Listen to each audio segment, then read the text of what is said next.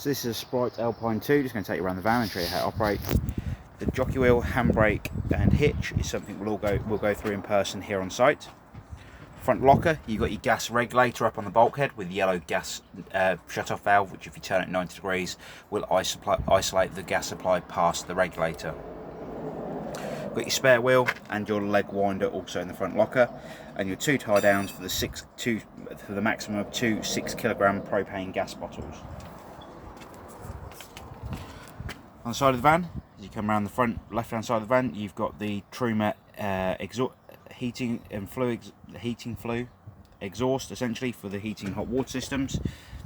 You've then got your wind down leg on either side at the front, your water pump connection, which very simply pull back the trigger and push it into place and release the trigger to lock it in, and the same when you release the pump, pull the trigger back and pull the pump away. The pump then will sit in the aqua roll itself. Then got the battery box. We'll actually put a battery on here shortly to demonstrate the motor mover and show you how that works. And then you've got your mains power lead coming into the side of the caravan also. You've got your two fridge vents just here and below. They are essentially to let the heat out the back of the fridge unit and taking some cool air so it cools the unit. And also behind one of these you've got your gas flue for the fridge system itself. Toilet flush tank, 3.5 litres of water you'll need to put in here before use, and a cap full of the pink fluid. Below that, in the toilet locker, you've got in the toilet waste locker, you've got the toilet cassette, which you release by pulling up the orange handle and pulling the cassette towards you. The turnout neck here that you see will actually turn 90 degrees to allow you to tip the toilet waste away. The grey cap here is a measure for the blue fluid that you'll put inside the cassette, and you've also got an orange pressure relief button on the back of the cassette, so when you're tipping the waste away it doesn't spit and splatter back at you. Before you use the cassette you need to put in 1 litre of water and a cap full of the blue fluid so it breaks down any waste that goes into the cassette. On the rear of the caravan you've got your wind down legs on either side. As you can see, we've got one down for the purpose of handover. We use a drill here on site. I would recommend you getting one, and one of the bars to put the legs up and down on the caravan. The legs are just there to stabilise the caravan. They are not there for lifting the caravan, as you could potentially damage the bottom of the caravan if you did ever lift it with the legs. Coming down to the front of the van, on the door side, you've got your other leg winder, and at that point we'll go inside the van and demonstrate how the inside works. You can see awning light on above the door, which I'll explain how you turn that on when we're inside also.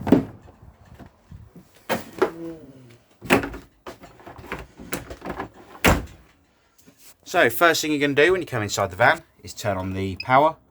As you can see, power on. You've got your green dot on the power point outside of the van and the green dot on the car onto the caravan we're connected to. If you're connected to your car and the caravan, you'd have an orange dot on the car and a green dot on the caravan. Now you may wonder what the significance of that is. If you're connected to the car and you've got the right connector on the back of the car, it will actually run the 12-volt systems on board the caravan while you're travelling down the road, so the fridge will be able to work as a cool box, and also it will charge the leisure battery on board the van as well. You've got your leisure battery voltage on the left-hand side. You may wonder why that's coming up. The charger is always active, so as you can see, it's bringing up maximum voltage there. And if you're connected to the car and you press the vehicle button on the other side, it will bring up the level from the vehicle to the caravan. And again, you can press view levels at the bottom here. So to fill the water system, first of all, we're going to come underneath the seat on the right hand side front of the van. And below the seat, you'll see a yellow valve. That yellow valve is actually a drain down valve for the water system on board the caravan. If that valve was pointing upright towards the bottom of the seat, as soon as you turned on the water pump, the water would come straight back out the bottom of the caravan and not fill the hot water tank on board the van. So to fill the system, you're going to make sure that valve is parallel with the floor, as it is now. And you will actually notice when I turn on the taps in a second, I've already filled the system. But I'm going to run you through how you do it. You'll come over to each tap on board the caravan with the water connected on the outside and open them all up on the hot side of the water heater, the water switch, or the tap switch, So you'll open all those taps up. So that's the sink in the kitchen, the sink in the bathroom and the sink in the shower. At that point, you'd be able to come over to the control panel above the door again, hit the water pump button, and the water pump would start filling the system up. Once you've got water running continuously out of every tap, like we have now, you can turn off each tap, and then you can start thinking about warming the water on board the caravan, whether that be with gas or electric. So you'll also notice above the door, next to the main control panel on the left hand side here, we've got the Truma control panel for heating and hot water. So if I press the central button, because this will come on with the power with the caravan, the first option you've got here is the internal temperature of the caravan. As you can see at the moment, it's turned off, but you can spin the dial round on the outside here to select the temperature you wish. So for instance, 15 degrees, press the button again, and that will set the internal temperature of the caravan, and the heating system will start warming up. To select your water temperature, you'll spin the dial to the right when the icons are flashing just here. So when the motorhome symbol that you see there is flashing, spin it to the right and I'll be able to turn on the water heating. So as you can see at the moment, I've got it on eco. You can have it on hot, or you can have it on boost, or also you can have it on off if you do not wish to warm the water on board the van. So for instance, this time we're going to hit boost. So we select the power or the source we want to use. So we'll press boost, and that will start boosting the water system for a timed period of 30 minutes. The next icon here that you see is selecting the power supply that you want to use to power the heating and hot water. So I'll press the button here again and we'll go into it. As you can see, I've got it set up on electric 1.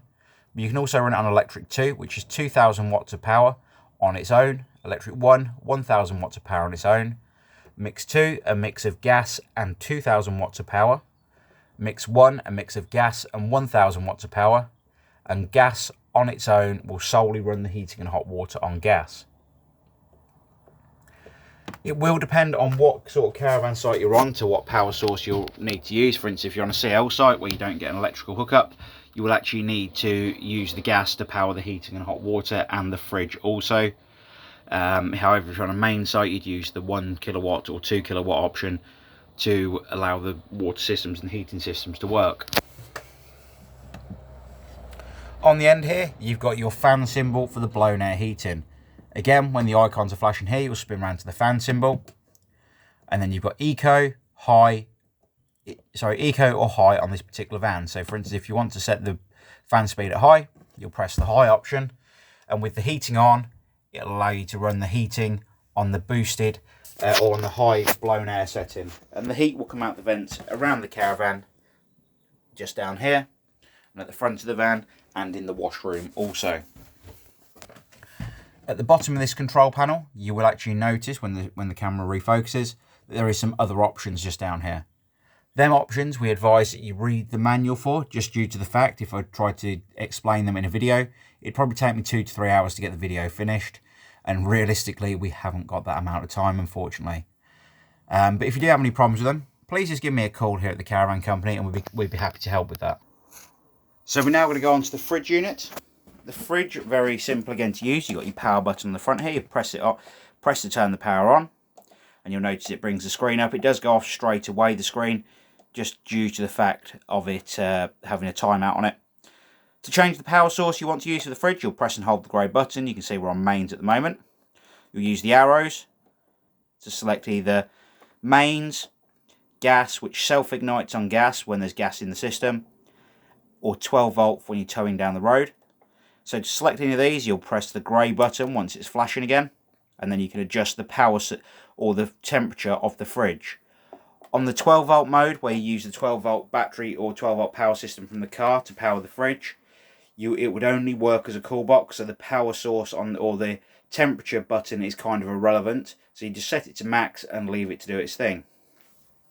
If you wanted to change over the power source, like I said, press and hold the grey button and go to mains, press the grey button, and then you can adjust the temperature for mains power or mains temperature, as you can see. Then press the grey button again to select. Microwave and cooker work very much the same as your household appliances, no differences at all there. In the bathroom, you've got an electric flush on the toilet system on top, And you've got your grey waste handle at the bottom to allow the toilet waste to go into the cassette underneath the van.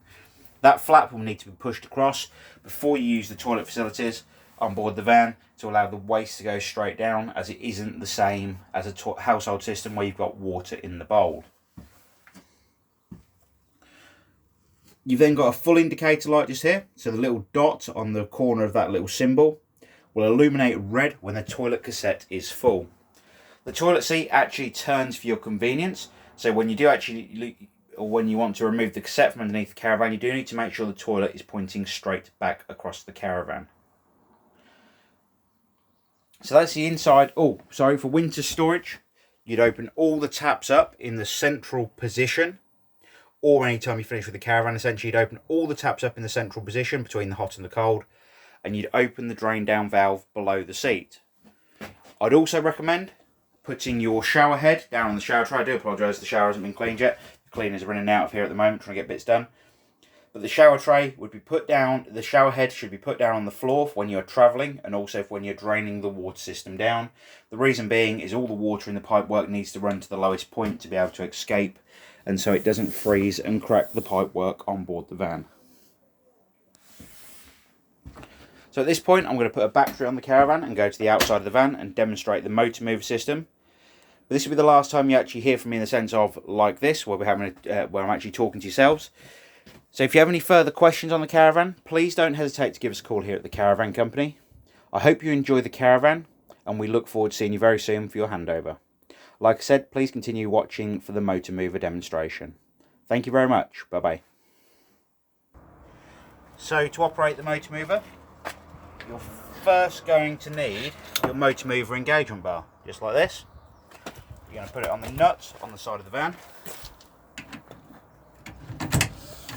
And you're going to lock the mover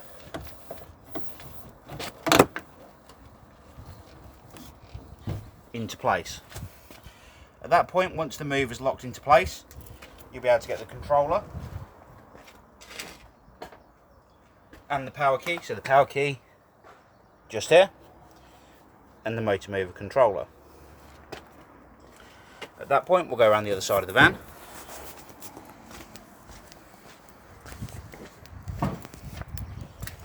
Turn the power on in the side locker.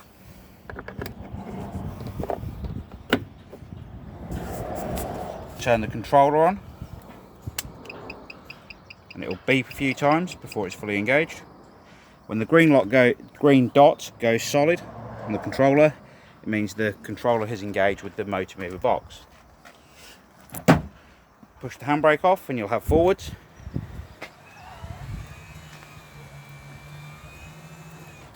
backwards,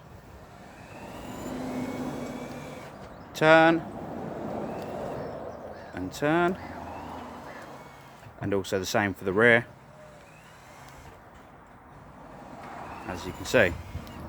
Turn the van on the spot, you can press the two buttons opposite each other and it will spin through 365 degrees. To turn the motor mover off, you'll first turn the controller off, pull the handbrake on, turn the power off in the side locker,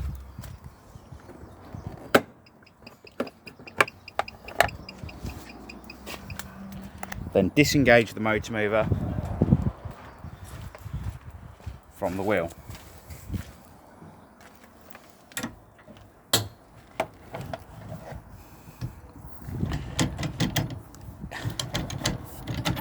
And that is how the motor mover works on this particular caravan.